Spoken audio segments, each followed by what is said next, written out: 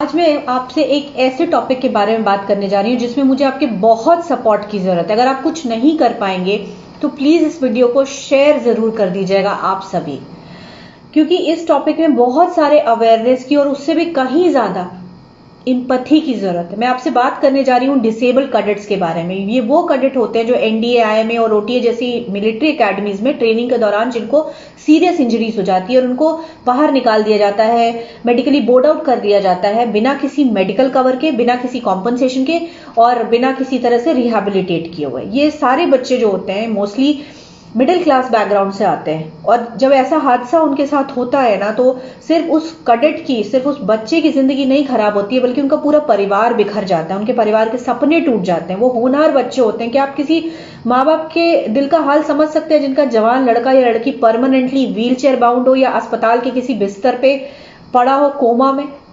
Can you imagine उस माँ बाप की हालत क्या होती होगी, उस परिवार की हालत क्या होती होगी। और ये अपनी लोन बैटल लड़ रहे हैं। ऐसे जो डिसेबल कैडेट्स के जो परिवार हैं और ये डिसेबल कैडेट है, ये 1985 से 2020 हो गया आज तक अपने हक की लड़ाई लड़ रहे हैं। बट और बहुत ही सिंपल नॉमिनल डिमांड्स है इनकी। जैसे ये कहते हैं कि हमें एक्स सर्विसमैन का दर्जा मिलना चाहिए, हमें कॉम्पनसेशन मिलना चाहिए, हमें मेडिकल कवर मिलना चाहिए, मिलिट्री अस्पतालों में हमारे फ्री का जो इलाज है वो ऑथोराइज होना चाहिए।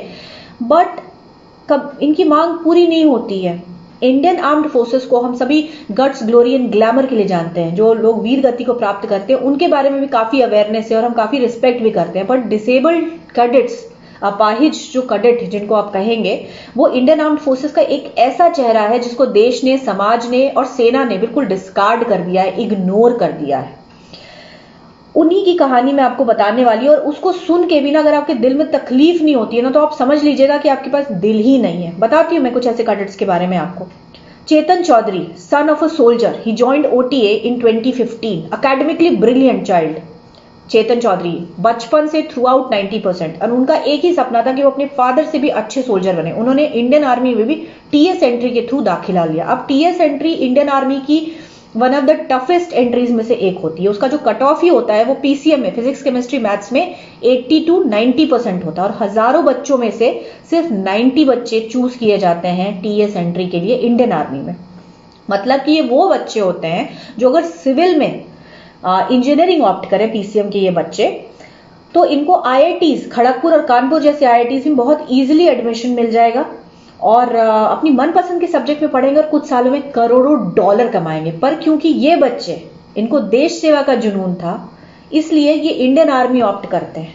चेतन चौधरी भी इनमें से एक थे और एक बॉक्सिंग टूर्नामेंट के दौरान इनका ब्रेन डिसलोकेट हो गया, क्वाड्रिप्लेजिक हो गए, इनके चारों लिम्स ने काम करना बंद कर दिया। 2020 हो गया, आज 5 साल हो गए और आज की डेट में उनकी जो सबसे बड़ी उपलब्धि है वो ये है, अगर वो अपनी उंगलियां थोड़ी सी हिला लें और थोड़ा सा चल पाए तो। Kartik Sharma, topper of a Sainik school and he was selected for NDA in his first attempt in 2015। बहुत ही रिगरस फिजिकल ट्रेनिंग के दौरान एक स्पाइन इंजरी हो गई इनको। इन्होंने he lost control over bowels and bladder में कोई कंट्रोल नहीं रह गया, zero power hands and limbs में। He was on ventilator for a long time. इनके फादर पता नहीं कि कहां भटके, किस अस्पताल में, कैसे कैसे उन्होंने 2-2 साल तक सब अपनी जॉब छोड़ के इनके साथ रहे हैं। वो परमानेंटली व्हील चेयर बाउंड है और आज की डेट में he requires 3 people to look after him. Ananya Chaturvedi, NCC cadet, she joined OTA in 2009. 2010 she got injured. Long hospitalization, 3 surgeries of a neck. जो फिजिकल एंड मेंटल ट्रॉमा इस लड़की ने झेला और इसके परिवार ने, उसको शब्दों में नहीं बयान कर सकते हैं। But I still say that she is one of the lucky few, actually one of the rare जो लकीज हैं, क्योंकि शी हैज एन एम्प्लॉयमेंट, वो काम कर सकती हैं आज की डेट में। शी टीचेज इन नवोदय विद्यालय जोधपुर।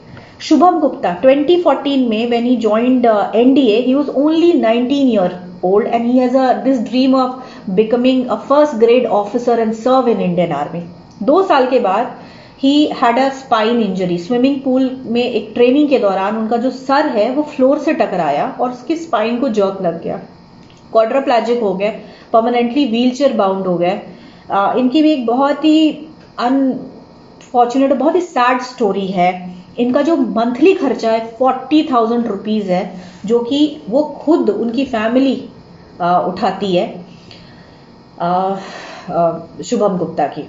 और ये सिर्फ 4 नाम नहीं है, ऐसे 1985 का डेटा उठाएंगे ना, 1985 से 2020 तक का, तो ऐसे 400 डिसेबल्ड कैडेट्स आपको मिलेंगे, ऐसे 400 फैमिलीज मिलेंगी जो टूट चुकी हैं, जिनको सिस्टम सपोर्ट नहीं करता, देश नहीं सपोर्ट करता। भारत में एक कानून है जो कहता है कि जो भी गवर्नमेंट एम्प्लॉय है या जो सरकार के लिए काम करते हैं, जो सरकारी कर्मचारी हैं, अगर वो मेडिकली अनफिट कर दिए जाते हैं ट्रेनिंग या सर्विस के दौरान, तो भी उनको सारे बेनिफिट्स मिलेंगे, उनको सैलरी मिलेगी, उनको पेंशन मिलेंगे, लाइफ लॉन्ग बेनिफिट मिलेंगे, और उनके स्टैचर के हिसाब से, चाहे वो एक प्यून हो या IAS ऑफिसर हो, उनको रिहैबिलिटेट कराया जाएगा। पर ये रूल जो है ना, वो इंडियन आर्म्ड फोर्सेस के ऑफिसर कैडेट्स पे अप्लाई नहीं होता है। रिक्रूट्स पे भी होता है, जवानों पे भी होता है, बट ऑफिसर कैडेट्स पे नहीं होता। और क्यों नहीं होता है, इसका कोई रीजन नहीं है।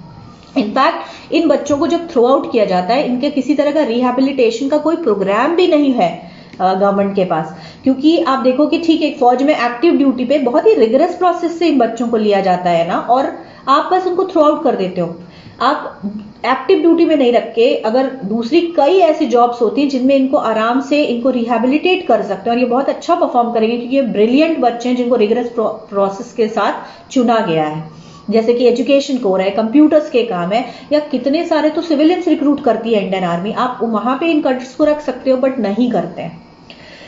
और इसका कारण मेरी बात हुई इसी सिलसिले में अंकुर चतुर्वेदी नाम के एक शख्स से, जो मुझे लगता है कि इंडिया में एकमात्र ऐसे शख्स हैं जो डिसेबल कैडेट्स के लिए आवाज उठा रहे हैं। कोई एनजीओ नहीं है, कोई किसी दूसरे इंसान के बारे में तो मैंने नहीं सुना कि जो इन्होंने डिसेबल कैडेट्स के बारे में बातें करते हैं। इन्होंने कई डिसेबल कैडेट्स को सुसाइडल टेंडेंसी से बाहर निकाला है, कई फाइलें, पिटीशंस डाली हैं, आर्मी हेडक्वार्टर, डिफेंस मिनिस्ट्री के कई चक्कर लगाए हैं, क्योंकि खैर वो खुद भी एक डिसेबल कैडेट रहे हैं।